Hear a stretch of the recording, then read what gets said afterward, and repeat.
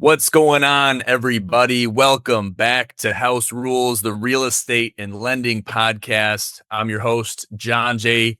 Binkowski, working with Century 21 Signature in Flushing, alongside the numbers guy, the loan officer, Carter Bastien. Carter, how you doing, buddy?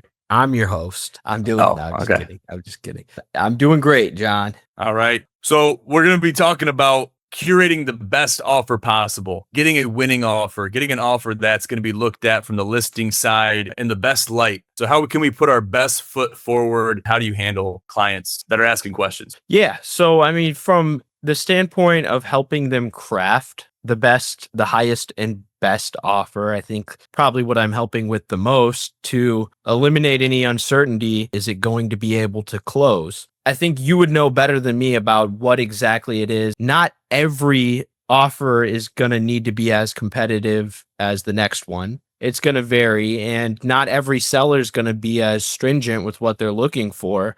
I think everyone has a different criteria, and there's a lot that's happening on the back end that I'm not necessarily in the weeds of the negotiations process, other than being able to verify, okay, can we get this loan closed, to craft a faster closing in some cases, which is maybe what the seller was looking for. But as far as talking with the seller and finding out what they're looking for, how do you go about that? Yeah. So basically, I look at any transaction with the loan officer and the real estate agent. It's a dance. We talked about this in episode 1, passing the baton. I want to get my job done so I can pass the baton to the lender. Well, the lender is actually passing me the baton first, because they want to tell me, and they do tell me, what is my client qualified for? What is their ceiling as far as their top dollar for any house that they can put an offer in on?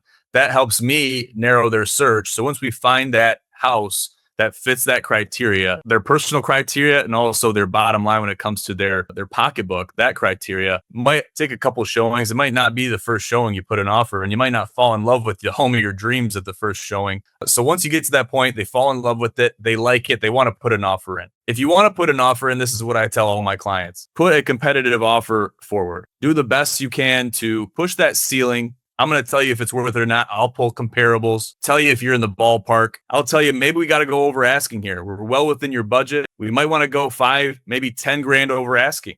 So what are the tools in our tool chest that we can use to get an accepted offer, to set our offer aside from the rest? One of the tools I love to use is an escalation clause. So for example, just a simple one, say a house back in the heyday, 100 grand for a house. Let's just say these are the good old days of real estate, but for the sake of numbers, we'll use this example. The house is going for 100 grand. We want to go 5 grand over asking, but we want to be competitive. We want to use our window the best we can. I might tell my client to offer 95 with an escalation clause up to 105. And in there, we can outbid any offers within that 95 to 105 window by $1,000. So that means if someone puts in an offer for 102, we'll beat that offer by $1,000. Our offer will then be 103, and so on and so forth. So you can utilize the other offers. And then if your offer is in competition with any offers that are in that window, in that range, then you have the obligation, and I have the obligation to show my client that competing offer with escalation clauses. Kind of a lost art, but it helps you cast a wide net when it comes to putting a good offer out there without going straight to 105, because you want to have that wiggle room. And at the very least, it opens the door for a conversation, for a negotiation to happen past that point to eventually get an accepted offer. So that's just one of the tools, but I like to do that. Then once we get an accepted offer, we go back to the lender and see what our options are. So that's where you come in. Well, that seems like it's a good way to get a guardrail in place too, to where you're not having your client put in an offer that's going to be nobody else who's even put one near there. So they're not overpaying either, with knowing that they need to be competitive, but not wanting to. Think in that case, you use an example of just for the sake of the number. Yeah. 100 grand. So, yeah. Rather than having to go up to 105,000 right away, if there was the next highest offer was at 98,000, then they would be able to get it for 100 versus 105K. Exactly. Yep. And then you can cast a net as wide as you want. You can go up to 120, and that offer will only be active if, you'll have sellers too. They'll come to you. All right, let's just go straight to the top. Let's go straight to the top of your range, because we know you'll go up to that number. That's why you got to be careful about going up to say 120 for the sake of the example. go up straight to 120. Well, then that's when you pump the brakes and be like, okay, well, we know we're in the ballpark. We're in the conversation point of the deal. So, but we don't want to go right to 120. So that's where we know we can go lower than that and probably still have a good chance at the house. So there's curveballs that can be thrown back in our direction, even with an escalation clause that's clean. So you got to be on the lookout for that. But keep the window small-ish, but don't make it too small. Don't make it too restrictive, but don't be too wide either. Yeah. How do you gauge how competitive you need to be with your offer? So you gauge a lot of things. A lot of people that I work with, they try to go off price per square foot. And the reality is price per square foot is on usually new builds or properties that haven't even been furnished, that haven't put carpet in, they haven't painted the place, they haven't have a lot of the intangibles that make a house a home. So to have a raw price per square foot is really obsolete. You're not going to see it. So you take a lot of things into account. Obviously, you hear realtors say location, location, location. It's everything. There's a lot of truth to that, but you got to look at the materials used on the house, what's the condition of the siding, the roof, the driveway, and that's kind of just the exteriors. Then you go on the inside and you look at, what does it have hardwood? Does it have nice windows? Does it have a basement? Does it have a fireplace? These other intangibles that are kind of auxiliaries. Some of them have to do with the livability of the house, but others are more auxiliary. But that goes into a new price per square foot. So you take the price, the average price of the neighborhood for a house that size with the similar amenities to it, and then you kind of do your comparables. You see if you're in the ballpark, and you look at, okay, this one down the road that was comparable, just for the sake of the example, went for 230. This one is 220. Well, we want to probably be in that 230 range if everything's checking our boxes, because we have a good idea that's going to go for asking or over asking. So you take things into account. Do we want to go over? And then how bad do we want the house? It might take losing one to find out, okay, this is the market we're in. We might have to go over asking. This isn't, the early 2020s anymore. We can get everything for a steal. We got to consider the market. So do we want the house? One. Two, how bad do we need a house? How bad is life forcing us into a house or a home? And three, what does our budget allow us to do, given those first two are checked off? Thinking about it critically, if you want the house, if you love the house, if you fall in love with it in the first or second showing, I tell my clients, go for it. Go for it with all the gusto that you can. Don't overpay. If you're not going to overpay, I'll tell you, but I'll usually give them a range within 5 to 10 grand. If it's over asking, to say we should be around this number. I'll let them tell me the number first, and then I'll give them my honest opinion of where I think it'll go for and if their offer is competitive or not. Okay. And I'm sure too, the area, how desirable I guess the demand overall back in 2020 versus now, it's probably a little bit different. Just almost every home with multiple offers on it, like right off the bat back a few years ago. And I think the landscape seems to be changing a little bit to where it's not quite as competitive depending on where you're at. Even some places you're seeing sellers offering concessions and homes staying on the market for longer. What are you seeing out in your area right now? Is it typical that homes are going for over asking price? So that's a great question. Before, I'd say a year ago, most houses, just because of the lack of inventory in this area, the mid-Michigan, Genesee County area, they were going for at or above asking if they were priced right. Now you got your silver bullets, right? You got your homes out there that might be overpriced. Not every home is priced the same. Not every agent is going to do their CMA the same. You have agents that ask less and get more. That's a tactic from the sellers, from the listing agent and the sellers that say, hey, we're going to list it for this. We're going to go highest and best by the following Wednesday at noon. We need the highest and best offer on my desk by noon Wednesday. So you set that up, you give the agents the notice. It's not a scare tactic, but it's a tactic to say, bring your best foot forward by this date at this time. So doing that, you can usually only do that if you're asking less, expecting to get more.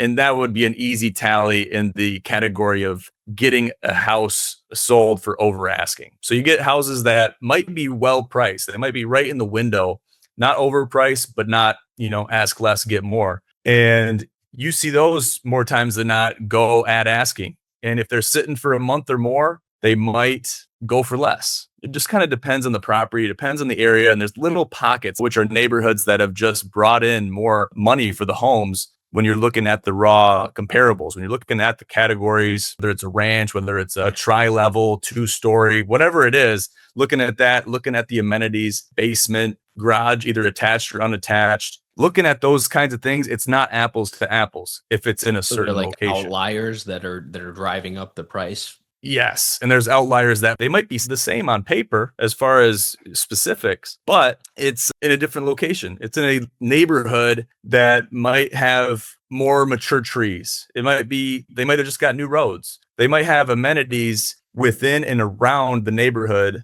that make it go for more. Might be close to a Multitude of park. different things, Exactly. yeah, There's sure. certain aspects that make it worth more when you're looking at apples to apples for specs. And that's where comparables and getting a really good CMA, having your agent give as detailed of a CMA as possible, that's where it becomes essential when you're selling a house, but also when you're buying, because you have to know if you're in the game or not. You have to know if it's worth it. It has to make sense to you. And if you got to go over asking, you don't want to pay 20, 30 grand over asking over what it's worth if you do your comparables right. And the market is constantly changing. This isn't the old days where the market stayed the same for 15, 20 years. It's changing year over year. That has to be considered. All these aspects have to be thrown into a blender, and the agent has to do their best to translate that to their clients. Yeah. Yeah. And hopefully we'll see mortgage rates coming down at some point. There's probably some sellers that are more motivated than others to just get their home sold. How do you gauge kind of the outlier of seller that doesn't mind waiting a little bit longer versus somebody who wants to get their home sold? How do you figure out who's the most motivated,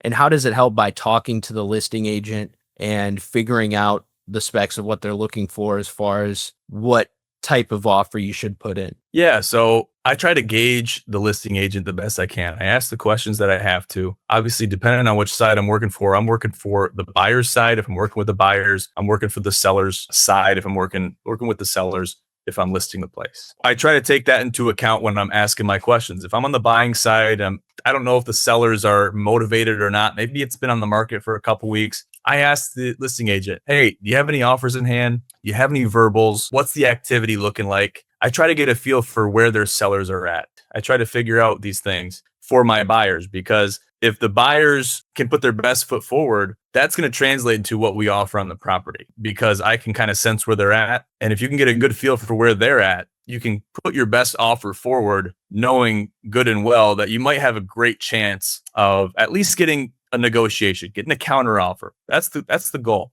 You want to get one of two things happen when you submit an offer. You want to get an accepted offer, or you want to get a counter offer. You want to get something. Because if you get that conversation started, you never know, but you might wind up at the closing table. That's the goal for working with buyers. You want to find them a home that is going to serve them in the best way possible, given their living situation. Yeah, and I know there's rules and regulations against the listing agent being able to tell you too much information about what other offers are out there. And then, of course, there might be some people who don't say anything at all, and then at the last minute put an offer in. So, I mean, even if they were able to be fully transparent, there's not really any way of knowing fully what you're up against. Maybe to an extent, are they able to tell you if there's other interested buyers versus if there's not? What is that conversation like typically? So it's basically you're playing two different sides, like a basketball game or a football game. You're playing, if you're playing on, say you play for the Lions and you're playing against the Cleveland Browns. Each player, whether it's the Lions player or the Cleveland Browns player, they're playing the best interest of their team. They want their team to win.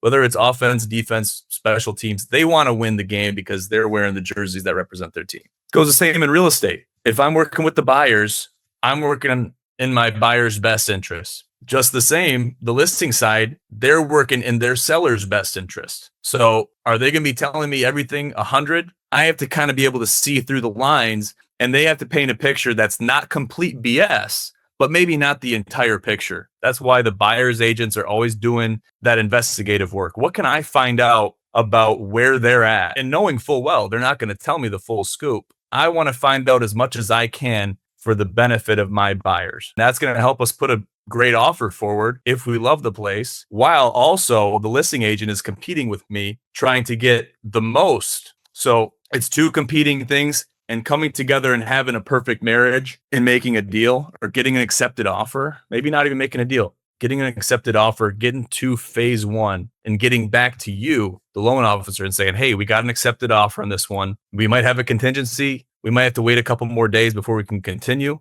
but we're going in the right direction. So finding that perfect marriage, it's a very reachable point, but the quicker you can get there and the most transparent you can be with both sides of agency, the better off you're going to be, because you're going to have to count on that going deeper into the transaction. Yeah, especially when people, they have their earnest money deposit on the line. And if you're saying things up front, then you find out later on that it wasn't true, then it's going to cause some problems. Absolutely. And you don't want those problems to come up at the closing table, especially at the closing table. Especially not at the closing. Even after you have an accepted offer and say you get past an inspection period, you definitely don't want any snags in the line once you get past a certain point. Yeah, and that's why, up front, I know some lenders, they issue pre-approvals that are barely worth the paper they're written on. I try to be rock solid with my pre-approvals with the income reviewed, ran through DU and LP for the automated underwriting system. So that way we're going to know exactly what we're going to be conditioned for. And if there's anything that could cause possible roadblocks, we have an appraisal waiver, that'll come up then too. And that's one less thing they have to worry about. Especially someone who's looking to close fast, it's going to make it that much faster because most of the time. But if we have an appraisal waiver, if we've got a title company and they're on point as well, it's usually the third parties that are slowing us down. Our turn times are very fast. So being able to address some of these things that are possible things that could slow us down or possible roadblocks and get them out of the way up front. From my end, I mean, that's what I see. I can do my part to help out to make it the most competitive offer as possible. And then being able to have a conversation with the listing agent. I mean, hopefully it helps, but I try to, whenever we are putting in an offer, I try to give the listing agent a call and address any concerns that they may have at the time so we can get that out of the way. Anything they could be potentially concerned with can get addressed up front so that they don't have to worry about it, because ultimately they want to make sure it closes, most importantly. And being able to take care of some of the things that are potential roadblocks, I think it goes a long way.